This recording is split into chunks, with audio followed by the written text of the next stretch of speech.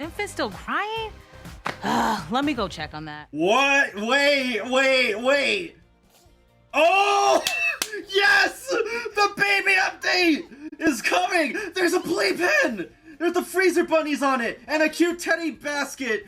Oh my god! We are building the next generation Sims game and creative platform. Oh! The Sims you know and love. Oh, they're doing it!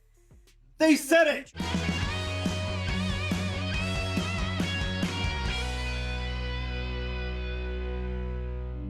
Hey folks, how's it going? This is Iron Seagull here, back with another Sims Info and Thoughts video. So I just finished my live stream reacting to the Sims Summit event, so if you want to see my full reaction and analysis, feel free to check out the VOD over on my Twitch page. But this is going to be a recap, just summarizing all the big stuff that was announced today. Overall, I would say, yeah, it was worth the hype, though I was pretty worried for the first half of it because there was a lot of fluff, so it did have me worried that there wasn't going to be much that was all that interesting, but thankfully they really saved it at the end. So without further ado, let's get right into it.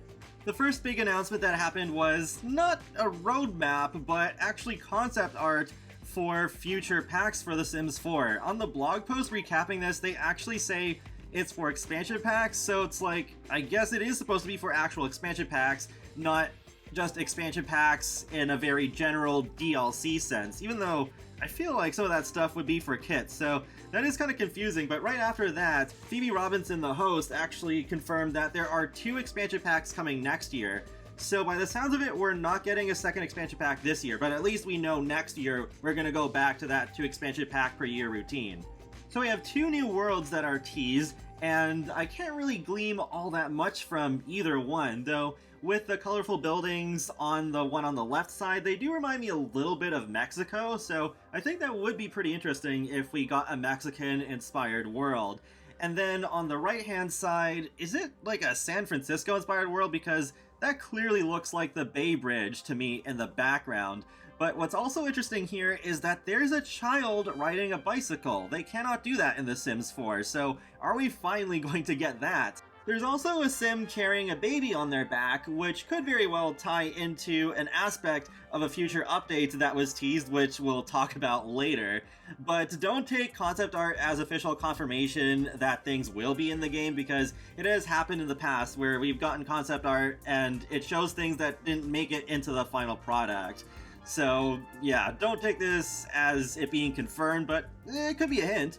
A couple of build sets were also shown. I think they look pretty nice. The one on the right actually reminds me kind of the Frontier Find sets that we got in the Sims 3 store with that whole woodland theme, which I do like having in the Sims, so that's cool, I guess. Also teased is more ways to tell your Sims story, which features a new set of lingerie, finally, and some clutter, and dentures in a cup, and I guess some travel clutter, and a chair. The next big announcement was in the form of collaboration with modders and custom content creators and Overwolf to create a platform called CurseForge, where it's supposed to be the safe place to download mods and custom content. This isn't replacing Patreon or anything like that, so modders and custom content creators are not going to be forced to be exclusive to CurseForge if they choose to upload content there. It's just meant to be an extra option in addition to what they're already doing. It's supposed to launch on November 14th, but I have one burning question. Is this going to be available for console players? Because sure, there are some PC players who are nervous about installing mods, and this would make things much easier for them, but I feel like there would be a much stronger point to this whole thing if console users could finally use mods. But still, wow, this is something that I never thought in a million years EA and Maxis would actually do. After that was just a whole bunch of filler, and then they announced stuff regarding the mobile titles. With The Sims Freeplay, they're actually improving the graphics of The Sims faces, and with an effort to improve representation, hairstyles, glasses, and earrings are now shared across all genders.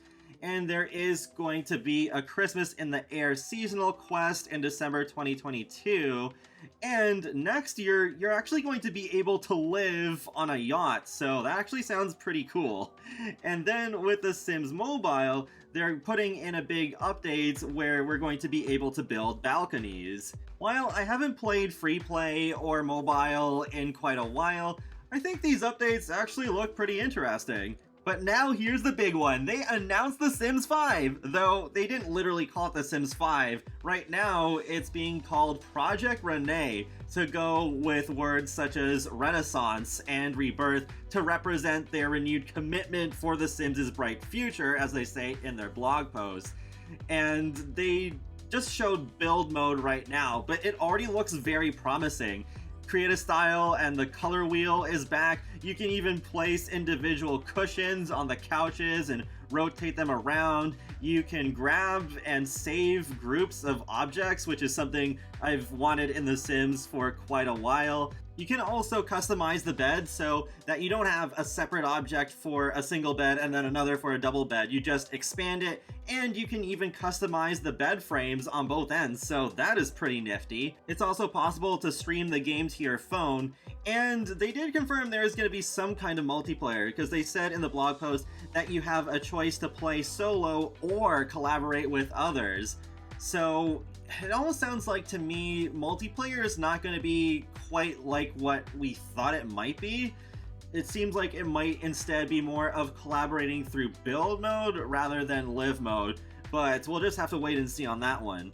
SimGuru Lindsay does state in the live stream that over the next couple of years we are going to get more sneak peeks of what Project Rene is going to be all about, and that there's actually going to be early access rolling out to small groups of people. So that's really good. Like, that's pretty close to what I was hoping they would do, because especially over these past couple of years where they have collaborated with creators more often, it's become quite clear that they do need help to just make The Sims as good as it deserves to be. So even though they've only showed build mode, I'm still pretty excited to see what Project Rene will turn into. I know it does kind of look like Paralives, especially with the UI and stuff, but since both The Sims 5 and Paralives are very early in development, yeah, they are going to look pretty similar to each other with very simple looks that aren't finalized yet. But then as the years go on and they get closer to the final products, I do expect them to look more different. Even talking strictly about The Sims, each of the 4 main games so far have looked very different at announcement versus when they actually released. I totally thought Sims 5 was going to be the one more thing, but no, they actually had one last surprise up their sleeve. And the Improved Babies update, it's happening! Finally! So yeah, that is awesome. It looks like we are getting a playpen, like I pointed out in my reaction on the right hand side, and it does say to expect this update in 2023. And SimGuru Frost did say that they're coming in early 2023. My brain instantly thought of the Toddlers update and how that came out in January of 2017. So it is good to at least know that, yes, we won't have to wait until like the end of 2023 for these better babies.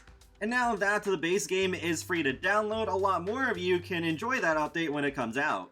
It's not Cars, but you already know, I've been really begging for Improved Babies as well. They're very high on my wish list, so I will gladly take this preview. So that's pretty much it. Some exciting stuff for The Sims 4, The Sims Mobile, The Sims Free Play, and a little bit of a sneak peek for the next generation of The Sims. I am still surprised though that we don't really know exactly what's going to happen for these last few months of 2022 for The Sims 4. We don't have a proper roadmap, just some concept art that applies for stuff for next year, not this year.